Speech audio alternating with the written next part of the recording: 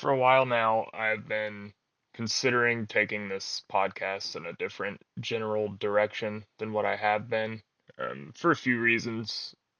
One of the main ones being that there is only so much to talk about in the world of drug policy, drug advocacy, and drug use before I just start saying the same things over and over again. And that issue is really the primary reason that there are so few videos on here, is because I wanted to make sure that I was coming in with unique content every time. And you can't do that for very long talking about such a niche topic because the issue is pretty cut and dry with drug legalization and drug prohibition and the things I have genuine expertise in. And the direction I've decided to change and go in the podcast is I will certainly still be talking about drugs, but I'm going to just start talking about anything that I find interesting or worth talking about. And I think the events of yesterday are a great but tragic place to start. Um, I have a script written out that I'm going to read from for the beginning, and then I'll go into more just unscripted discussion about everything taking place and sort of the aftermath of what's going on. So, enjoy.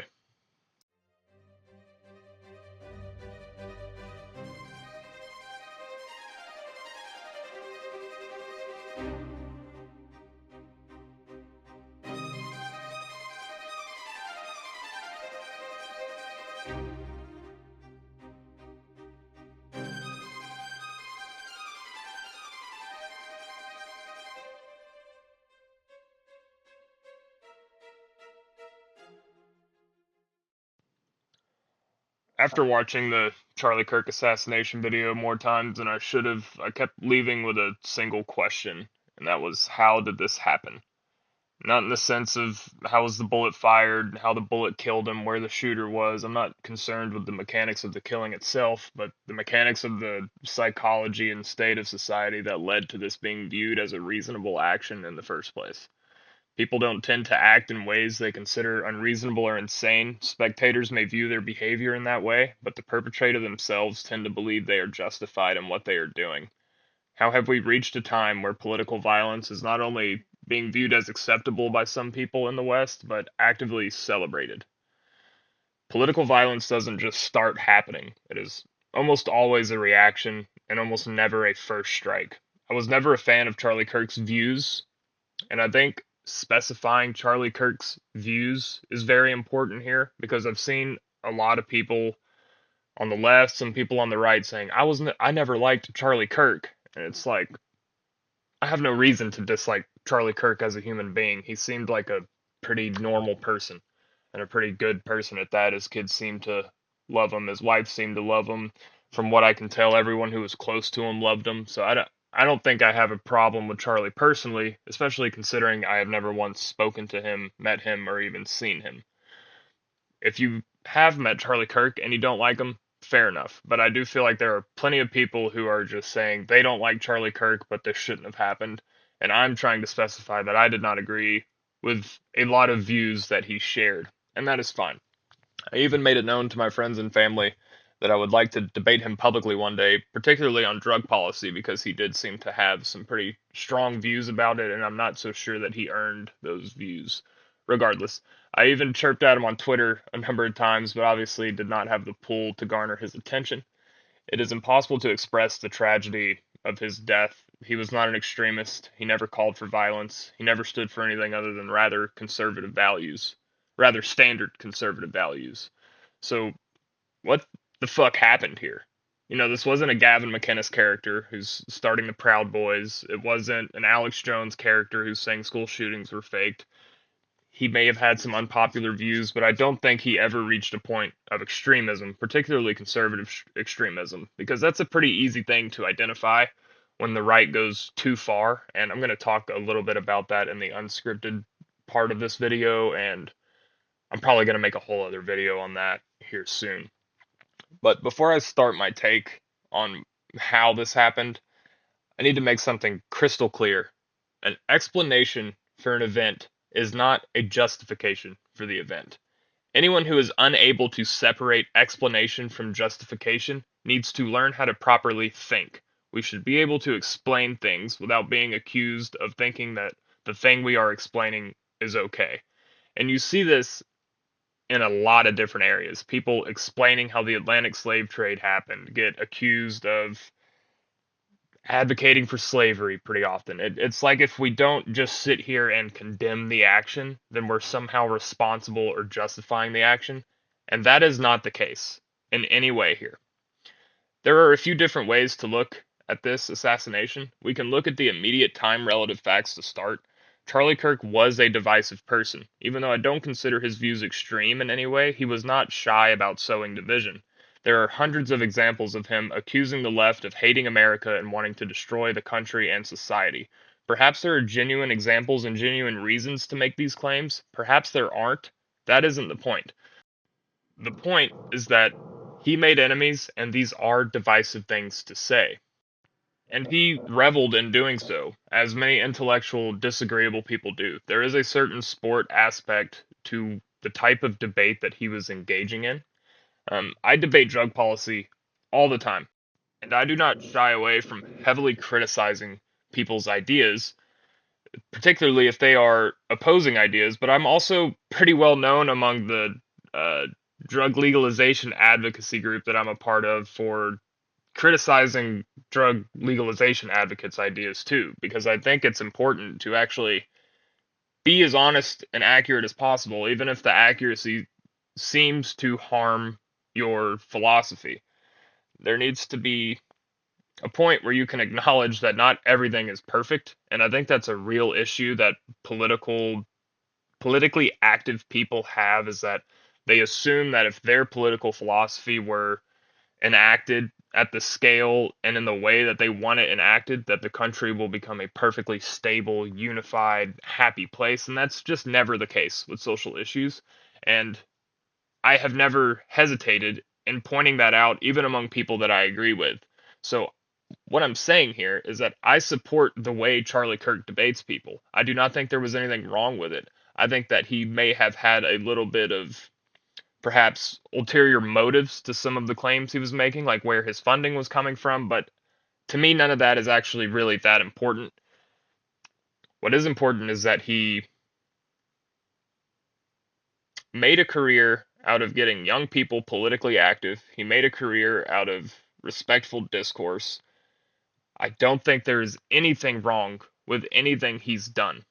And whenever I made a post about this on Twitter, it was one of my more popular posts. Actually, it got like 8,000 views or something, a bunch of likes, and a couple responses of people accusing Charlie Kirk of basically violence.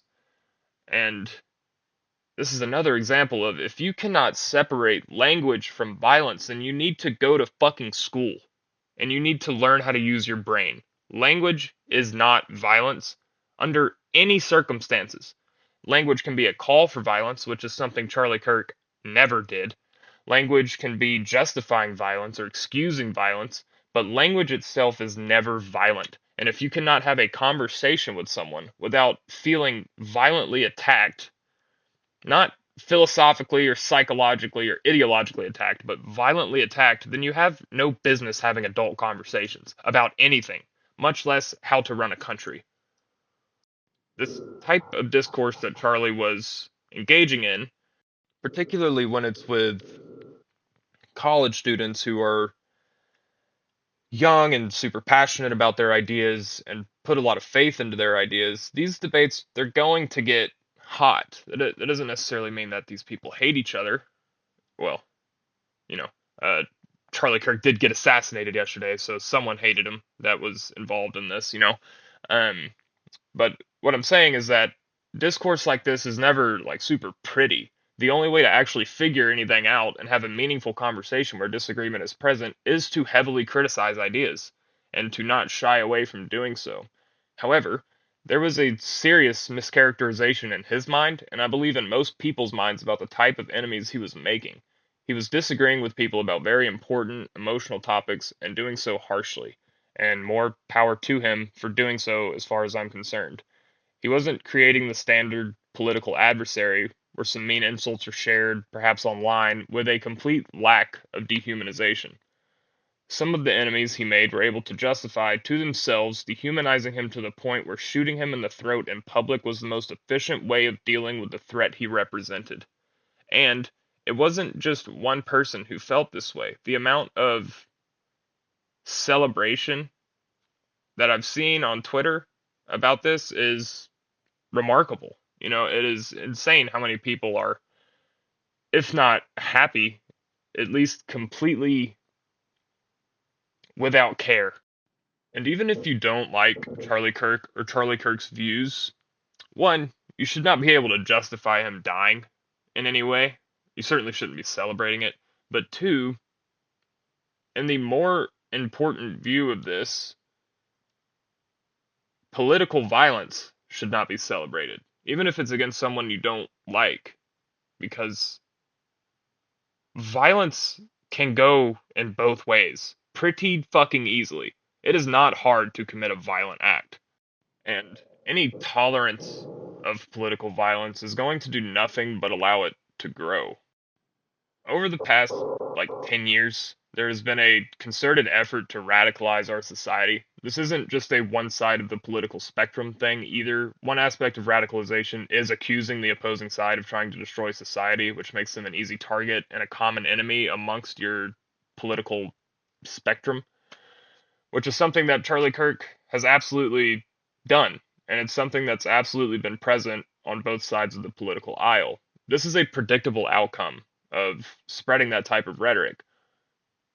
Now, I want to be clear here. I think that recently the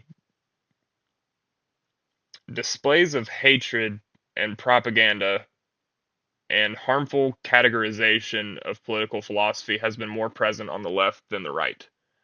The left have convinced themselves that anyone with conservative views can be compared to Hitler. Now, I understand that there are some issues with the way that Donald Trump in particular has used ICE and some of his policies, particularly around burning the flag, even though I think we can get into that. I don't think that actually did. I think that was pure political theater and didn't actually accomplish anything. But there are valid concerns to be had with conservative values when they are taken too far. It's just that the left has had a really hard time identifying what is too far on the right, and they are lumping everything on the right into that category. And don't get me wrong, that is present on the right too. Perhaps I just don't see it as much on the right. That doesn't necessarily mean it's not as popular or common, but I certainly see more of it on the left, more of that specific issue regarding radicalization. And when the left have convinced themselves of this, it is easy to understand the rationale behind killing them or punching Nazis, as they say. No one wants another Hitler to rise to power anywhere in the world. If you have convinced yourself that someone in particular is allowing, encouraging, or causing that to happen, it is not irrational to go to this extreme. However, it should go without saying that Charlie Kirk was clearly no Hitler. Anyone attempting to make that comparison is doing nothing more than devaluing the tragedy of the Holocaust and dismissing what actual authoritarian genocidal governments and ideologies look like. The end phase of the rationale is reasonable. The way the rationale was formed was through a series of lies, hyperbole, mischaracterizations, and the willingness to use ideological identification as a way to develop moral worth. And I can't help but feel like these concerted efforts to radicalize our society are the end goal for someone or a group of people within our society. There is no evidence that there is a Nazi-adjacent movement taking place in our society right now. There is no evidence that systemic racism is still a core part of our country's government. There is no evidence that anyone is trying to bring back slaves. There is no evidence that our country is more racist now than it was during Jim Crow. Nothing of that nature is taking place right now.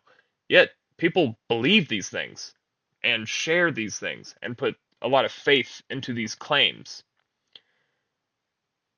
Who is behind this? Because it's not people looking at evidence. It's not people actually reading what Jim Crow was like or what slavery was like or what the ideology that fueled slavery was like. Because if they were, they would pretty quickly understand that that is not taking place right now. And I will explain in a minute why I think these ideas are flourishing to begin with, but that doesn't address the fact that they are disseminated at all. Division does not benefit the people living in the divided society, long term, but it does benefit them short term. And it's something I mentioned earlier. It's that if you can convince yourself that you are opposing a modern Hitler, then you can sort of use this ideological identification as a way to say, I am a moral and good person. It gives people this sort of unearned morality that allows them to grandstand over people and virtue signal and all of these things. So it's beneficial in the short term to make your vanity feel better, but in the long term, it completely undermines the society that they're living in. Now, the other thing it does is that it benefits the people running the divided society. A divided voter base is essentially guaranteed votes for anyone who can read a script. It doesn't take any sort of philosophical prowess to gain power and political support in this country anymore. It takes being able to say a couple of hit phrases and hot words. The people who are benefiting from what happened yesterday are sitting in their chairs and smiling right now. The death of Charlie Kirk will not produce any measurable positive effect on our society or anyone's lives. He was not a politician. He was not in a position to do anything to anyone. If his words were hurtful, stop listening to him. If his attitude was annoying, stop listening to him. It is not as if we are forced to deal with him due to him being in a position of power. He was a podcaster and a public speaker, nothing more. The death of Charlie Kirk, particularly in this nature, will do nothing but sow more division. All of his followers just became more entrenched in their views, and a few of them are likely willing to match the extremism of the action in some way. The people who were on the fence just saw someone die for what they were saying. Most sane people are not going to jump on the side that just killed him. Once the attacks, physical or ideological, become more potent and more common, the people opposed to Charlie Kirk will also become more steadfast in their beliefs. If there is a singular established fact brought to us by the science of psychology, it's that debate doesn't work and only entrenches beliefs more. Political violence of this nature will only lead to more political violence. So, in the immediate time relative sense, Charlie Kirk was a poster child for the supposed Nazism that is on the rise in the country. People have been convinced for years at this point that conservatism represents something akin to Nazism. Even if the majority of the country doesn't believe that, it doesn't ultimately matter. It doesn't require a majority for something like what happened yesterday to be carried out. The fact that the idea is spread at all is disgusting. The fact that the idea has sustained for so long means that people believe it. And we saw one of those people shoot Charlie Kirk yesterday. Him being a divisive, argumentative person made him an easy target for the ideologically brainwashed, weak-willed, pathetic human being that killed someone due to political motivations and many others of their ilk. Now, to sort of change the topic a little bit, Charlie Kirk was not the first victim of political violence in this country, obviously. So I would like to attempt to analyze why these things happen at all. I think the first conclusion I've reached that propaganda and hatred towards a particular philosophy and finding a perpetrator of that philosophy is the final stage in the mechanism. However, a lot has to build up to that point, and it all starts with a loss of unity. That sounds simple and self-evident, because it is, but the causes for loss of unity are anything but simple and self-evident. I am an atheist. I have no problem admitting or justifying that. However, there is a very significant value that religion has that atheism does not. Religion, regardless of which one, gives a basic, underlying, unifying story and view of the world for all the people practicing it to live by. This does many things. The first and most potent for this particular topic is it allows for discourse to be meaningful and easy. An easy way to think about this is when a Christian walks up to a Christian to debate something transient, like drug policy, for example, they understand that the vast majority of their belief hierarchy is shared. They share the view that all humans are made in God's image, for example, which can be conceptualized as all humans having equal moral worth and having superior moral worth relative to non human animals and things. They know they share a significant portion of philosophical ground, so any disagreement is not going to be revolving around core issues, but instead transient ones. Coming into a disagreement, understanding that the core values are the same, allows real discourse to take place because they are not having to establish their baselines and define every word they say. When two atheists walk up to each other, they have no fucking idea what philosophical ground they share. Some atheists, for all intents and purposes, believe we are made in God's image as well, while others think that killing animals for food is as immoral as killing another human, which is the direct disregard for superior moral worth over the natural world. Others may think that humans are a net negative for the state of the planet, and that the natural world isn't just equal to their moral worth, but in some cases supersedes it. They may not even be able to agree on what human life is. Does human life and its inherent moral worth begin at conception, first breath, first heartbeat? There are so many unanswered questions about the most core values that humans can hold that need to be established before the chances of having meaningful discourse about a specific issue becomes possible, because they aren't even speaking the same language. When we reach that point, where every other person has an entirely different architecture for their beliefs, discourse becomes nothing besides a tool for one's vanity. And I am more guilty of this sin than perhaps anyone on earth. I have engaged in thousands of conversations with no other intent than to prove the other person wrong and let everyone know that I am intellectually superior to that person. That is a horrible way to view any conversation, particularly one discussing important issues. Once that becomes the goal of the conversation, the meaning and the applicability of that conversation falls to nothing.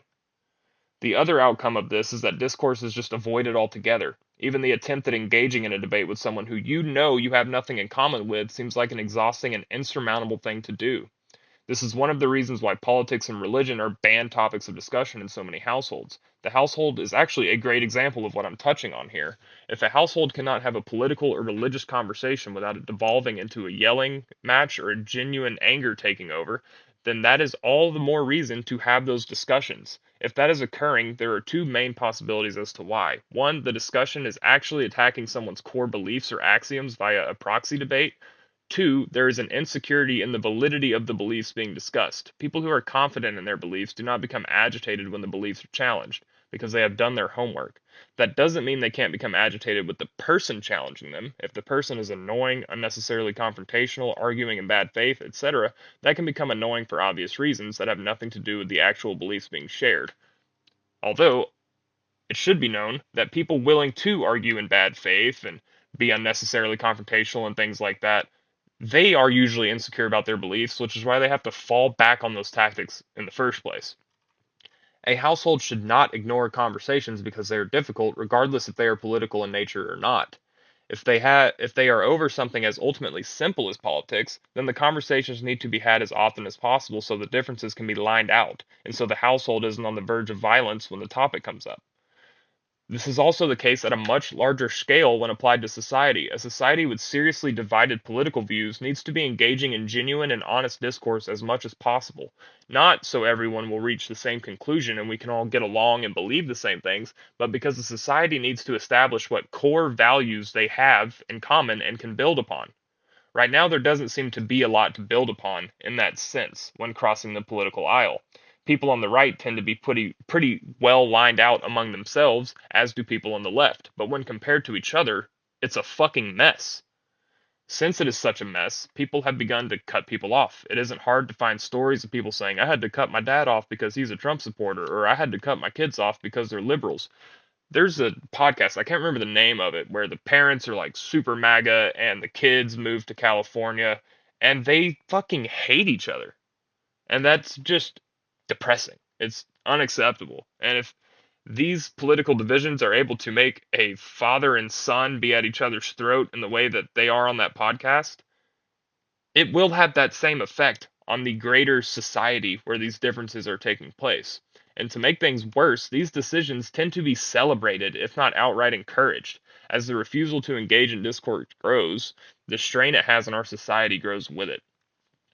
Once we stop talking to each other, we form echo chambers, which causes radicalization, which causes polarization, which ultimately leads to cases like Charlie Kirk happening. We, as a society, are all equally to blame for this. We have removed the unity that Christianity once provided to our country and have utterly failed at creating a new set of unifying ideals that are not pathological in nature. We have failed to encourage discourse with the intent of understanding and unity. We killed Charlie Kirk. So that will do it for the scripted section. And when I read this to my girlfriend last night, she raised the rebuttal that I am potentially dismissing the possibility that there were multiple shooters or that this was some bigger conspiracy. And I'm not dismissing that. I'm also not putting a lot of faith into it. Um, there is a very well recorded thing about human psychology that when something big happens, we want the explanation for that thing to be as big as the event itself. 9/11 wasn't just a small group of people that flew planes into buildings. It was this entire intergovernmental conspiracy, intercontinental conspiracy. The CIA let it happen. George Bush paid them to do it. You know, JFK, there's all the conspiracies around that. Every big event that happens like this, people go to conspiratorial thinking as I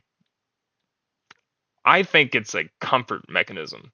You know, it's hard to encounter malevolence of that kind and not come away from it just uncomfortable and disgusted.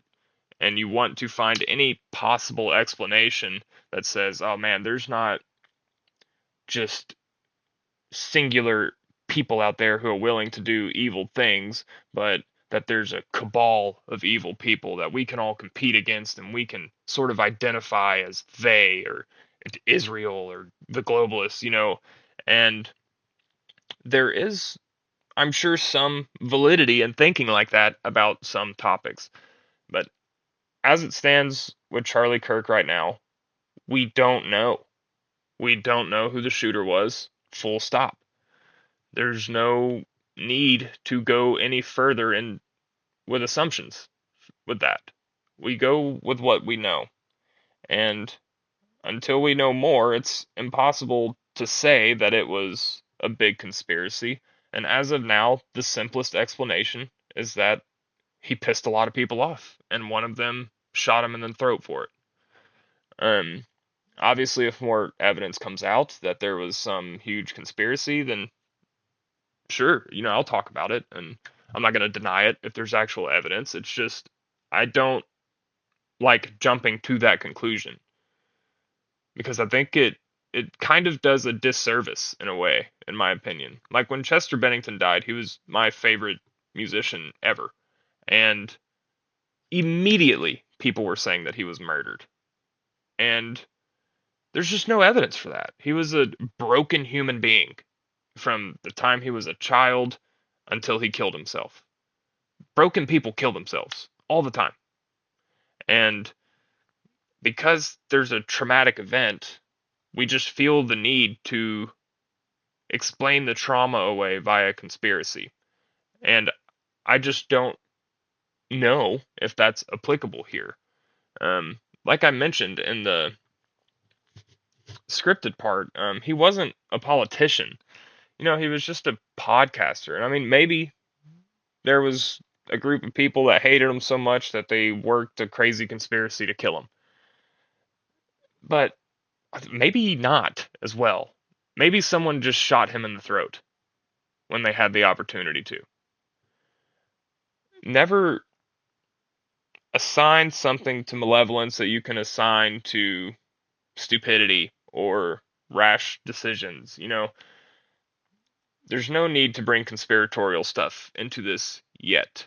And one of the main ways that I've seen people do this is talking about the shot itself, saying, oh, it required a trained sniper to do this. That is fucking stupid. It was 200 yards. Okay, I went to infantry school with the Army. We were regularly shooting 300-yard targets with iron sights with an M4. If this dude had a scope on his gun and it was a hunting rifle, a 200-yard shot on a relatively stationary object, that is not difficult to do at all. Anyone who has hunted for deer, squirrels, or just shot at a fucking target could have made that shot. There is no need to go to this extreme of saying it was like a highly trained expert military sniper. Like, it's just stupid. I'm not saying it wasn't that, but the shot itself is not evidence for that at all. The shot itself is evidence that someone shot Charlie Kirk from 200 yards away with what sounded like a high-powered hunting rifle. That's it. And this is a weird case of political violence. We had the the Democratic lawmakers or whatever they were get assassinated in their homes a few months ago, and there wasn't this big outcry about it necessarily. There was a lot of condemning it and a decent amount of outrage about it. But what's happened here with Charlie is a completely different reaction. And I think there's a few reasons behind that. And I think the main one is that he was not a politician. I think that when a politician gets killed, it's not necessarily expected, but it's not something that takes people back. These people are lawmakers that are making controversial decisions about policies for the government. Politicians and leaders have been getting assassinated forever. Where it gets weird is when they're not politicians. Like Martin Luther King's another great example. He was just a public speaker who was great at public speaking. He obviously wasn't doing what Charlie Kirk was doing. He was just giving really good long speeches to large groups of people, and he got killed for it. And it feels different when it happens to someone who's not in the government. And I think the other side of it is that Charlie Kirk was loved by millions of people. The youth of the right loved him. The older people in the right loved him. Pretty much anyone involved in politics, particularly on the right, loved Charlie Kirk. So death is going to hit a little differently when it's someone that you look up to and value and know. Like people are criticizing Trump um for him lowering the flags and saying all these things about Charlie and not the Democratic lawmakers. And that's a fair criticism. But it's also, you have to acknowledge that him and Charlie were friends. I'm sure there is political theater in what Trump's doing regarding this, but it's also his friend died. And that's going to hurt anyone more than a stranger dying.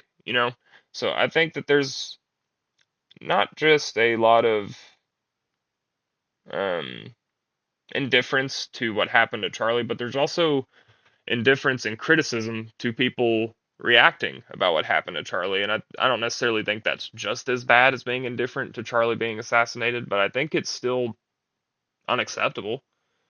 It would be unacceptable to view the Democrats that got assassinated in that way as well. Like if people were celebrating the fact they died or just absolutely completely indifferent to it. Because them being assassinated is just as big of an issue regarding political violence as Charlie Kirk being assassinated, if not bigger, because they were lawmakers, or they did have a position in our government. We, this is what I'm talking about. Where as soon as political violence is not completely condemned and shot down at every angle and every time it happens, it just continues to happen more and more often. There were two assassination attempts on Trump. One of them almost worked. He got a bullet grazed his ear. I don't know much about the second one, but you had those assassinations. You had the Luigi dude kill the healthcare CEO. You had the Democrats getting assassinated. You have Charlie Kirk getting assassinated. All of that has happened, in the past year? And the more we allow it to happen, the more it's going to happen. So I think it is well past time for our society to start looking for common ground that we can build upon so we can actually be united again. The United States have not been a united populace for some time now, and I don't think that's just because of specific opinions that specific people hold. I think that there is a concerted effort to radicalize our country through social media, through like the legacy media, like they call it, spreading just a lot of hate and division everywhere. And Charlie Kirk was not a bystander in that, you know? And it's time that we stop sowing division and start making concerted efforts to unify our country again. Because if we don't, we're going to continue going down this hill, and I don't think it will repair itself until we can find something to agree upon. So, thank you for listening. The podcast will be much more regular now that I have sort of expanded my area of what I'm willing to talk about on it. So if you liked it, like and subscribe, and we'll be back soon. I'll probably have another one out tomorrow. Thank you very much.